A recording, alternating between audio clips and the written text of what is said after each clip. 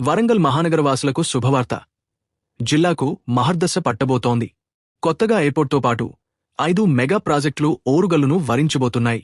తెలంగాణ రాష్ట్రంలో హైదరాబాద్ తర్వాత అత్యంత వేగంగా అభివృద్ధి చెందుతున్న నగరం ఓరుగల్లు. ముఖ్యంగా వరంగల్ వాసుల దశాబ్దాల కలైన మామునూర్ ఎయిర్పోర్ట్ పునరుద్ధరణ పనులు ఈ ఏడాది పట్టాలెక్కబోతున్నాయి.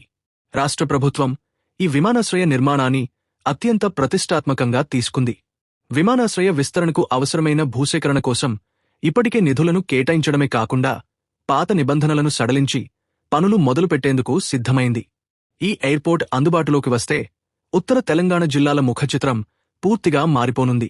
మామునూర్ విమానాశ్రయం కోసం దాదాపు 253 ఎకరాల భూమిని సేకరించేందుకు ప్రభుత్వం 295 కోట్లను విడుదల చేసింది. గతంలో హైదరాబాద్ విమానాశ్రయ ఒప్పందం ప్రకారం 150 కిలోమీటర్ల పరిధిలో మరో ఎయిర్పోర్ట్ ఉండకూడదనే నిబంధన ఉండేది.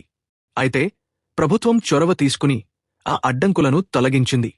ఈ విమానాశ్రయంతో పాటు నగరం చుట్టూ ఔటర్ రింగ్ రోడ్డు పనులు కూడా వేగవంతం కానున్నాయి.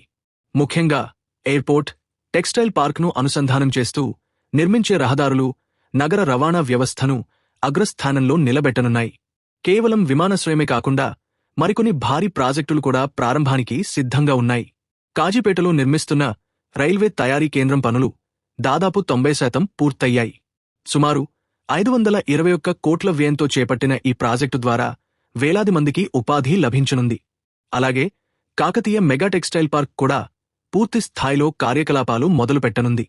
దీనికి కేంద్ర ప్రభుత్వం పీఎం మిత్ర పథకం కింద అదనపు నిధులు కేటాయించడంతో వస్త్ర పరిశ్రమలో వరంగల్ గ్లోబల్ హబ్గా మారే అవకాశం ఉంది.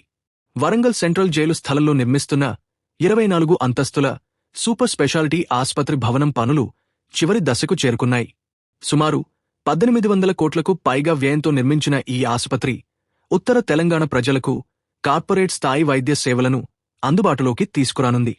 వీటితో పాటు నగరంలో దశాబ్దాల కాలంగా పెండింగ్లో ఉన్న అండర్గ్రౌండ్ డ్రైనేజీ వ్యవస్థకు కూడా మోక్షం లభించనుంది. మొదటి దశలో 500 కోట్లతో ఈ పనులు ప్రారంభం కానున్నాయి.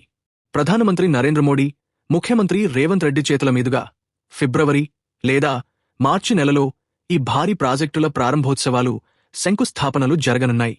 తాజా సమాచారం కోసం ఛానల్ను సబ్స్క్రైబ్ చేయండి. మీ అమూల్యమైన అభిప్రాయాలను కామెంట్ రూపంలో తెలియచేయండి.